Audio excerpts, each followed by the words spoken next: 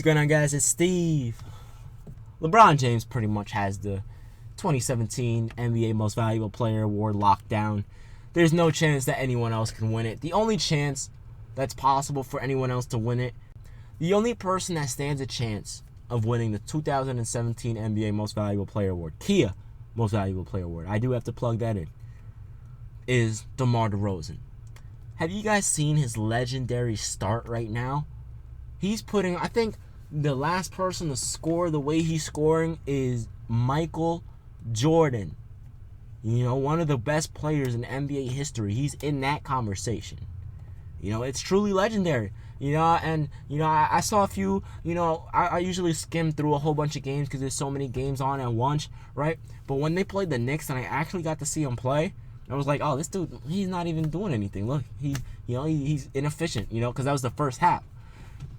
Lo and behold, the second half comes. And Melo was cooking him in the first half. The second half comes. This dude, Demar Derozan, couldn't be stopped. They tried to put Kuzminskis on him. He couldn't stop him. They tried to put Courtney Lee on him. He couldn't stop him. They even tried to put Derrick Rose on him. He couldn't stop him. So they had to put Melo on him. Melo slowed him down a little bit, but the dude still went off. You know, he's a beast, man. He is a biblical beast. You know, El Presidor used to say that when I used to watch him back in the day. But yeah, man, he's a beast, dude. You know, I mean, this scoring output is ridiculous. But now let's go back to LeBron James. The Cleveland Cavaliers will most likely have the best record in the NBA. No team can compete with them. But the reason why I say DeRozan stands a chance, and the reason why I said the Raptors might come close to having a similar record, not like, oh, they're one game behind or half, but a few games behind. Maybe like 3 to 7 games behind. The reason why I say that is because DeMar DeRozan, well, actually, no. The reason why I say that is because the Cleveland Cavaliers, to end the season, they're no doubt going to be resting LeBron, Kyrie, and Kevin Love. As soon as they secure that number 1 seed in the East, and judging by the way Toronto's playing, it might take longer than they expect, but as soon as they secure that number 1 spot in the East, those 3 players, they're not even going to play. It's going to be the bench doing their thing. And that's good for the bench. Get the bench more experience in the NBA. You know? So as soon as that happens, you know, it's all up for grabs. Whoever wants to come closest can come close.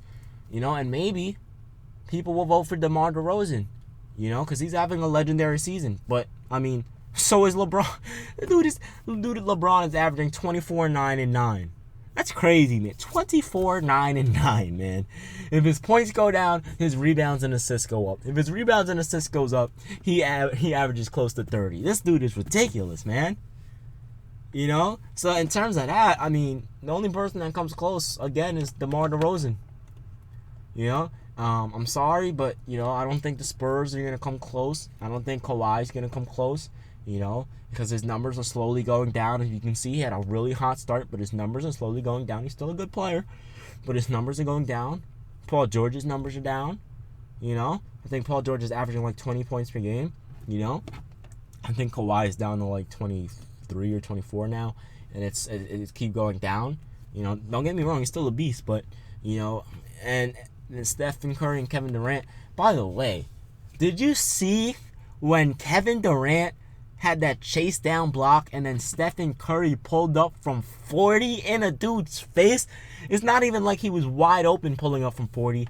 He was in a dude. Some dude was not trailing him, but running backwards. And Stephen Curry dribbled, hezzy, pulled straight up and knocked it down. And I'm just like, what the hell? I'm just like, what the hell is up with this dude, man? That's not even fair. Like, how? That's not fair, man.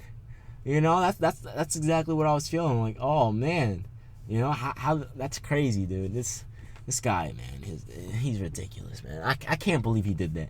First of all, that chase down block was nice, but that 3 was straight disrespectful. Because it's like, what are you gonna do? I don't care if you're in my face. I'll pull up from 40. That's exactly what he did, and he knew it was going in. He knew it was going in. He kept his hand in the air and he turned around. Oh my gosh, he's so fun to watch, guys. He's so fucking fun to watch. Sorry for cursing. Bleep. He's so fun to watch. You know, I'm starting to watch a lot of Warriors games, man. It's kind of crazy, right? Steve is talking about Stephen Curry in a positive way. A lot of you guys thought I hated on Stephen Curry. It's not that. It's just when people overhype players, I have to put them in their place. The same way you guys do that with me and Carmelo, with Carmelo and I. The same way you guys do that with Carmelo and I have to do the same thing. And the truth is, Stephen Curry, he's one of the best in the league, but he's not the best. So that's why I was making all those videos. Like, this is why LeBron is better. This is why Kevin Durant is better. But at the end of the day, Stephen Curry is still freaking elite. There's no question about it. And then on top of that, that's the reason why I was talking about Paul George and Kawhi. Think about it. Paul George in the playoffs, of course, I love him in the playoffs. But in the regular season, he doesn't put up extremely great numbers. I think for his career, he averages like 16 points. I know it's for his career, but the last few years, I think the most he's averaged was like 23.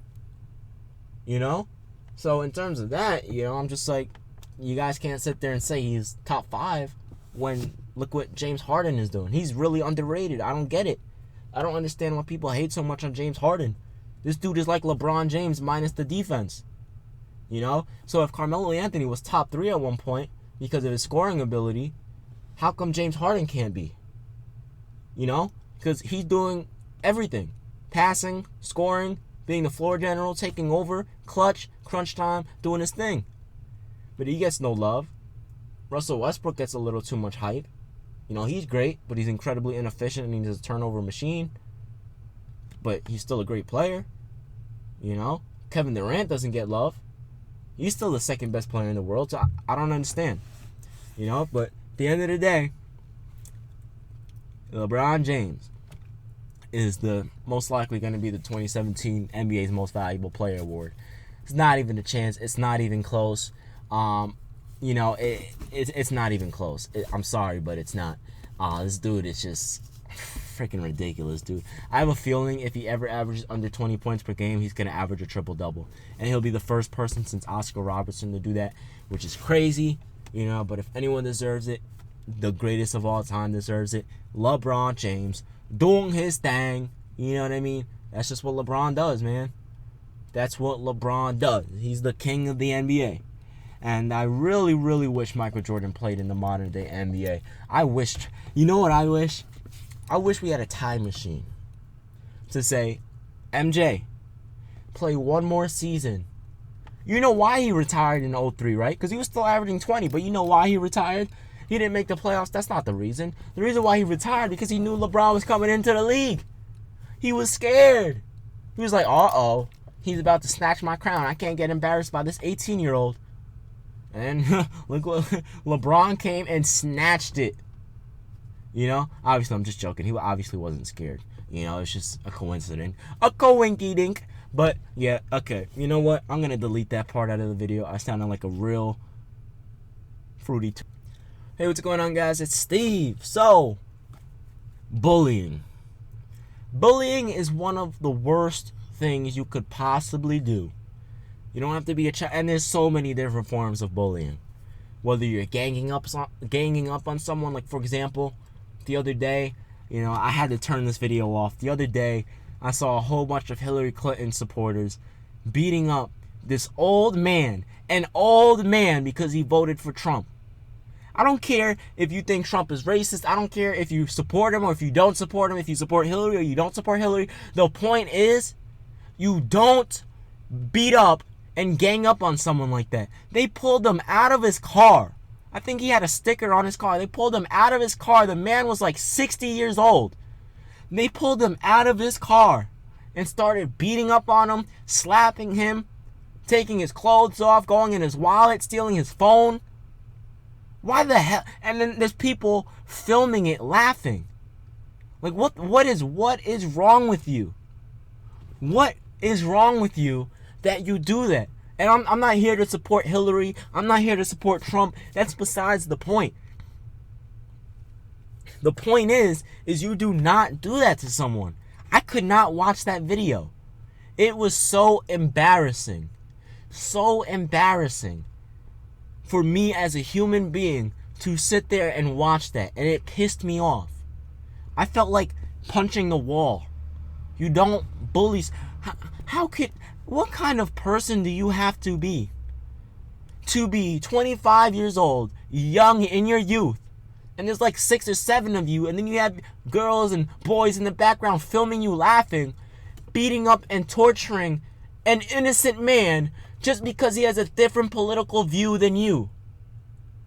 You're going to sit there and preach acceptance, but then you're going to beat him up because he believes something that you don't believe in. I might as well go and get a whole bunch of my friends and beat you up because you think it's all right to beat him up. And we have a difference of agreement. So now I have the right to beat you up. Is that the way the world works now? Is that the way the world works now? This is absolutely ridiculous, man. How could you possibly do that to someone? What is it in someone that makes them so evil? So evil that you could harm someone like that. An innocent man. He couldn't even fight back. He was just covering his head trying to protect himself. And you're sitting there beating him up, kicking him, punching him in the face, stealing his wallet, his phone. What in you allows you to think that that's all right? And then these are the same type of people that sit there and say they believe in God. No matter what religion you are, if you look at it from a logistical standpoint, why the hell would God want people? If he created us, why would he want us to hurt each other? And I'm not anti-war or anything like that. I understand that those type of things have to happen. But I also understand you don't go and beat up on innocent people like that just because they have a different political view. Just because they have a different political view from you, you go beat them up. I know numerous people that have different political views than me. I don't get my friends and start beating them up, get girls to start recording and laughing in the background. Oh, steal his wallet. Oh, take his car. Some dude tried to steal his car. What? And then there's people in other cars just watching. How could you sit there and just watch? How could you sit there and just watch?